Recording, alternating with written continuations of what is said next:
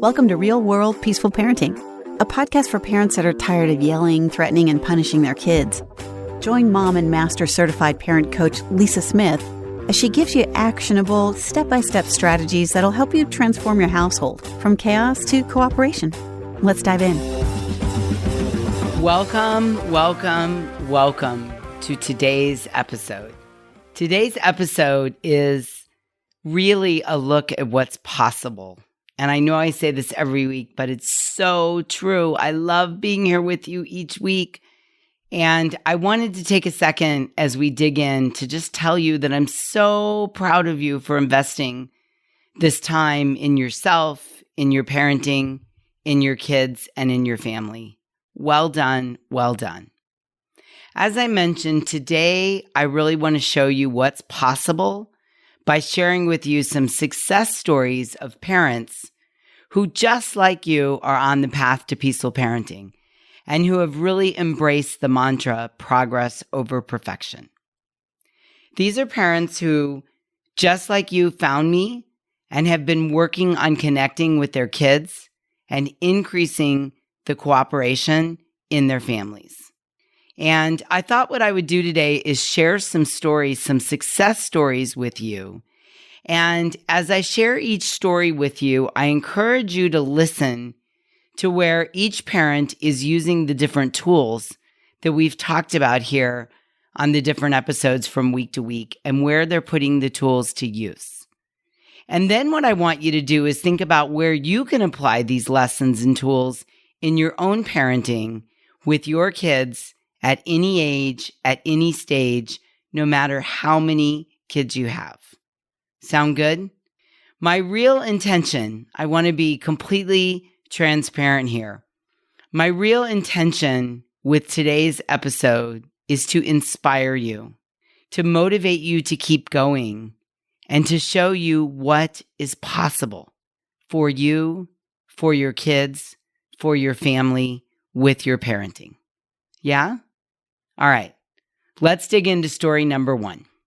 Story number one is Stephanie, who is a member of my membership community called The Hive. Stephanie has a 4-year-old. And she said, Lisa, my 4-year-old is having big feelings about going to school tomorrow. It's his very first day of preschool. We've been doing a lot of listening while he tells us his worries.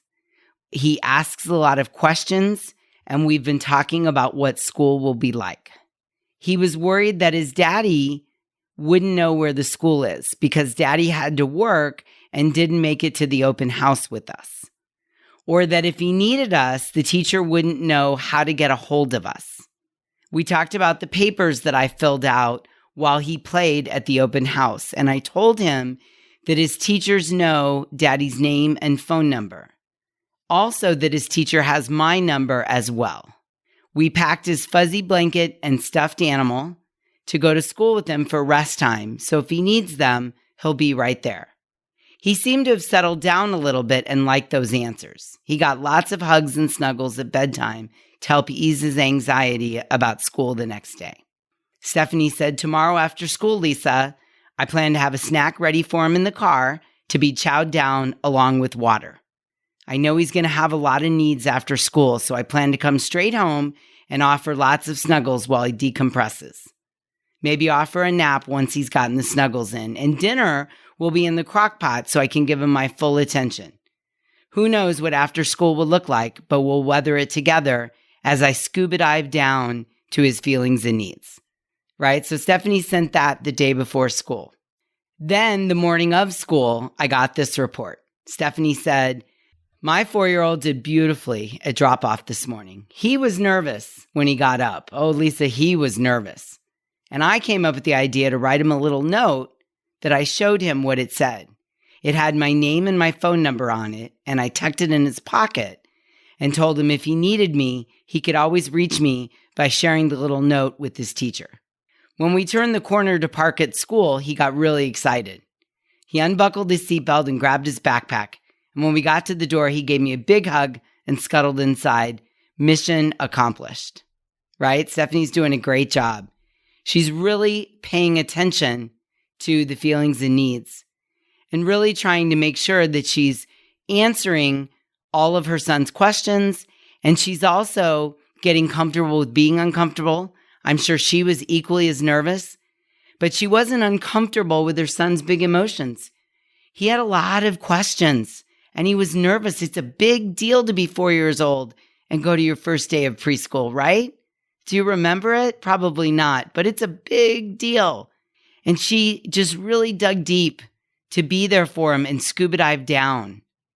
Okay, so then this was the next message I got. Stephanie said, Lisa, we made it. We made it. My 4-year-old was famished when he hit the car. He sucked down 20 ounces of water and ate his sandwich so fast, I had to remind him to chew. We spent the afternoon cuddling, playing Legos, and watching Scooby-Doo. I asked what he liked about school today, and let me tell you, he did not want to talk about it. Okay, cool.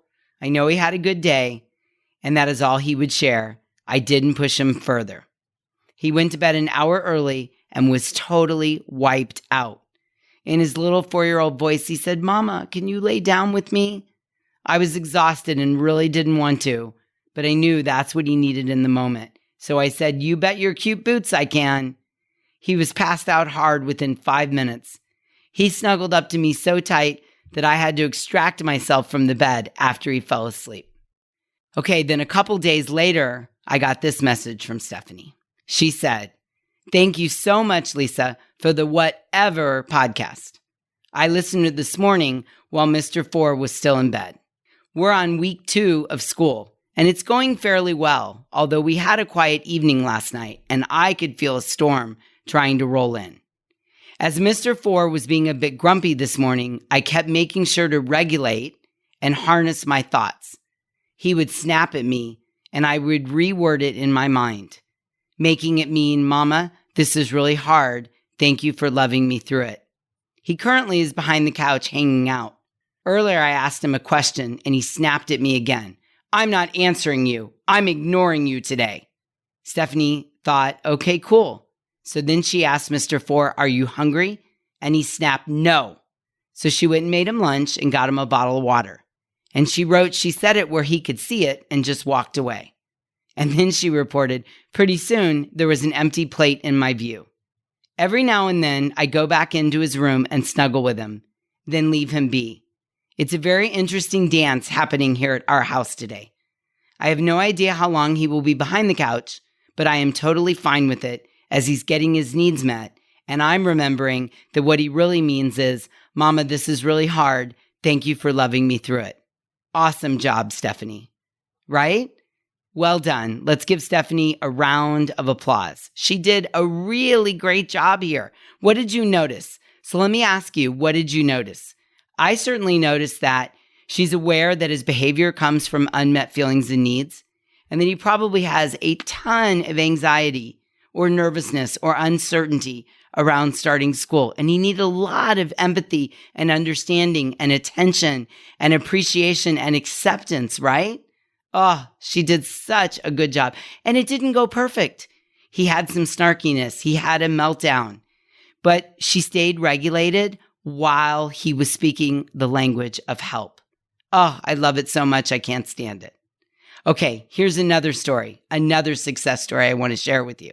Now, remember, we're looking for where the parents are using the tools that we've talked about in previous episodes, right? Think of these as like case studies where we get to peer in and look at what and how parents are putting the tools to use. All right, this one is from Susan. Susan said, Lisa, I had a win last night. Last week, I got coaching about my daughter hitting me and her brother. As you can tell, Susan is in my membership community called The Hive. So she reported, I've been working with my daughter on the hitting and showed her that if she's mad, she can hit her bed or stuffed animal instead of hitting me or her brother. Last night, she was mad and had her arms up and fist-balled like she was going to hit me. And I said to her, it looks like you're mad and want to hit something. What could you hit instead of me?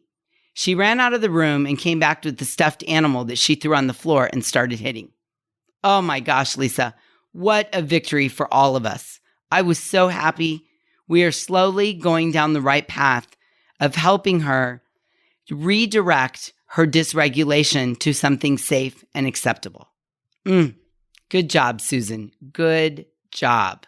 Well done. Well done. Okay, our third success story is with Deborah. Deborah is a recently divorced parent.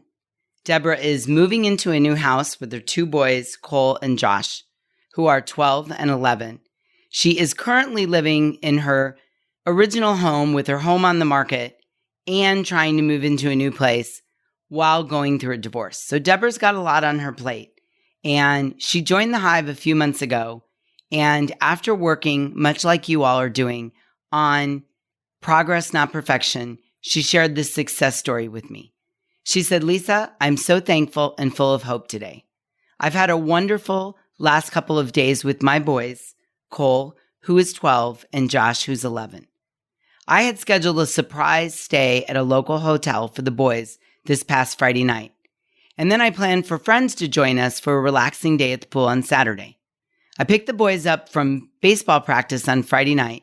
And once they were in the car and we started leaving the parking lot, I happily and excitedly announced the plan to them of going to this hotel. I was so pleased with myself and so excited to bring them this surprise. And after announcing it to them, they both immediately freaked out and not in a good way. Both of them complained and started storming right there in the car. Oh my goodness, Lisa, I was completely caught off guard. This is not what I was expecting. And the old me would have yelled back at them at how ungrateful they were and how they never appreciate anything I try to do for them. But after working with you, I took a deep breath and I remembered not to take their behavior personally. So I worked to regulate myself. I waited until they both stopped yelling. And then I calmly said, boys, Mom wants to spend the night with you before you go back to school. And the house is being shown tonight. And tomorrow is an open house. So we can't be in our house tonight and we can't be there tomorrow.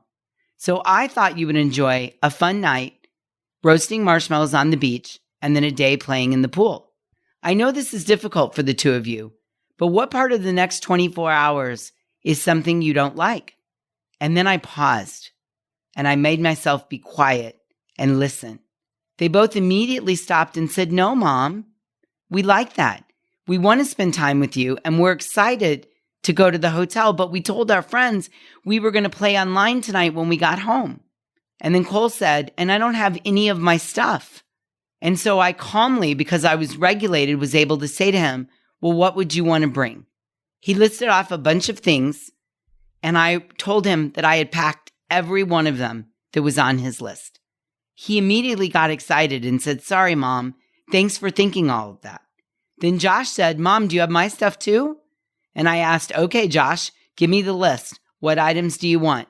He listed off a few, and fortunately, I was able to say, yep, I have all of them. And he said, okay, Mom, I'm good to go. Let's get to the hotel. Lisa, the next 24 hours were amazing. We enjoyed a wonderful dinner. We walked on the beach. We had fun by the pool and some great quality time. It was the best 24 hours of the last 6 months.